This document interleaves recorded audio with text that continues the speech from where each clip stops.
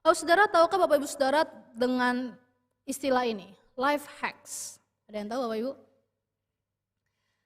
Ya, secara sederhana life hacks itu adalah sebuah ide-ide gitu ya, ide-ide jalan pintas untuk kita bisa menyelesaikan berbagai masalah sehari-hari dengan cara yang cepat, dengan cara yang lebih mudah, dengan cara yang lebih efektif gitu ya.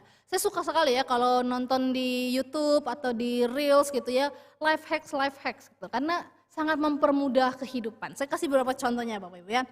Misalnya Bapak Ibu Saudara yang mungkin kalau menyimpan sarung spray, sarung bantal guling dan spray itu kan suka nyecer kemana-mana gitu ya. Nah ini ada life hacks ya Bapak Ibu ya.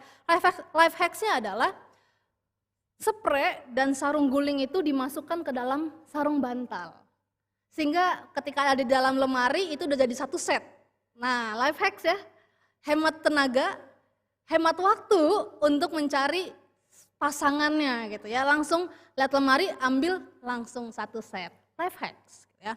Atau ini mungkin lebih relate lagi buat Bapak Ibu adalah kalau Bapak Ibu pernah ini ya, gosok gigi pasti pernah ya, ngurut-ngurut odol gitu ya, diurutin itu mungkin kesleo kali ya itu pasta giginya ya, diurutin satu-satu. Nah ini life hacksnya Bapak Ibu ya, supaya lebih hemat waktu, hemat tenaga, nggak usah ngurut-ngurut mulu gitu ya, digulung lalu diklip. Nah ini Bapak Ibu langsung bisa praktekin ya, jangan-jangan nanti pulang ingetnya ini dong ya khotbahnya ya, pulang bawa life hacks, odol dilipat semuanya gitu ya. Ini life hacks, lebih cepat, lebih praktis. Atau mungkin Bapak Ibu Saudara yang kesulitan membersihkan noda membandel di dapur atau di kamar mandi gitu ya, daripada membeli cairan pembersih yang mahal, ini ada life hacks ya Bapak Ibu ya, dengan menggunakan campuran cuka dan baking soda.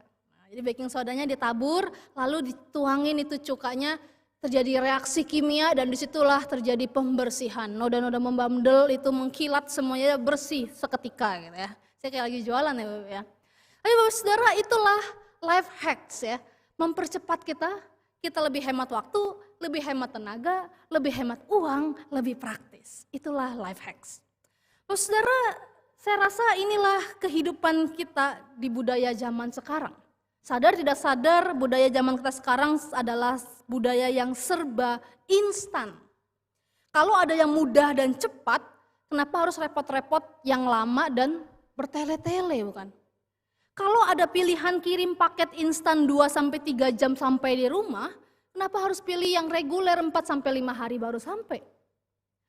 Kalau bisa menenangkan anak tantrum dengan kasih gadget, kenapa harus susah-susah menenangkan dengan mengumpulkan segala kesabaran untuk menenangkan anak itu bukan? Kalau bisa dapat uang cepat dengan pinjaman online atau judi online, kenapa harus bersusah-susah bekerja banting tulang gitu ya, meskipun kita tahu itu resikonya sangat-sangat mengerikan gitu ya, bisa terlilit hutang dan sebagainya, sangat-sangat mengerikan. Tapi itulah budaya kita, maunya cepat, yang penting cepat, yang penting instan, yang penting segera terjadi sekarang ini. Oh, saudara, tapi saya khawatir jangan-jangan budaya instan ini juga sudah mulai merasuk ke dalam kehidupan spiritualitas kita. Jangan-jangan ada di antara kita yang mulai berpikir, bagaimana cara cepat agar karakter saya seperti Kristus tanpa saya harus berjuang melawan dosa setiap waktu. Bagaimana jalan pintas agar pengenalan saya tentang Tuhan itu dalam, tapi saya nggak mau repot-repot gali Alkitab, ikut seminar, ikut kelompok kecil, gimana cara jalan pintasnya?